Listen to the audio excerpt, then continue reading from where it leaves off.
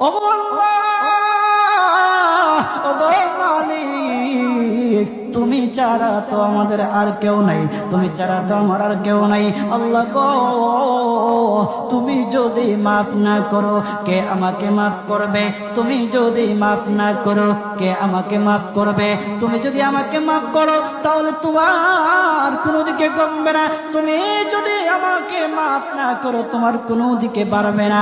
আল্লাহ গো, তুমি আমাকে মাফ করে দাও। সারাটা জীবন অন্যায় কাজ করেছি, সারাটা জীবন নাফরমানি করেছি, আমার কাছে কালেমার দাওয়াত কম আসে নাই, আমার কাছে কালেমার দাওয়াত কম আসে নাই, আমাকে লোকেরা কম বোঝায় নাই। ওগো আল্লাহ, তুমি আমাকে মাফ করে দাও। মাফ না করলে কোথায় যাব, কার কাছে যাব? বাবা যখন মারে তখন মার কাছে আশ্রয় নেওয়া যায়, মা যখন প্রহার করে তখন বাবার কাছে আশ্রয় নেওয়া যায়, বাবা মা যখন প্রহার করে তখন দুনিয়ার কারো না কারো কাছে আশ্রয় নেওয়া যায়। ওগো আল্লাহ,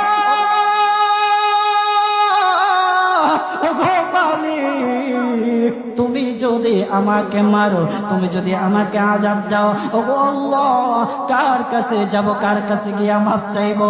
ওগো আল্লাহ, মেহেরবানি করে মাফ করে দাও।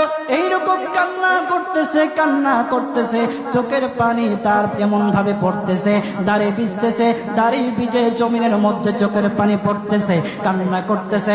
বান্দাটা কান্না করতে করতে করতে করতে আমার আল্লাহর কাছে এমন গ্রহণযোগ্যতা অর্জন করেছে, মহান আল্লাহ রাব্বুল আলামিন তার ডাকে সাড়া দিয়া তার জিন্দেগির সব গুনাহ মাফ করে দিয়েছে। হযরত মূসা আলাইহিস সালাতু ওয়াস সালামের যুগের ঘটনা। একজন বড় পাপিষ্ঠ ছিল, জীবনে এমন কোন গুনাহ নাই যে গুনাহ সে করে নাই। তার গুনার প্রতি অতিষ্ঠ হইয়া, মানুষ তার গুনার প্রতি অতিষ্ঠ হইয়া গ্রামের লোকেরা তাকে হাত পা বেঁধে জঙ্গলের মধ্যে ফেলে দিয়ে আসে। জঙ্গলের মধ্যে থাকতে থাকে কিছু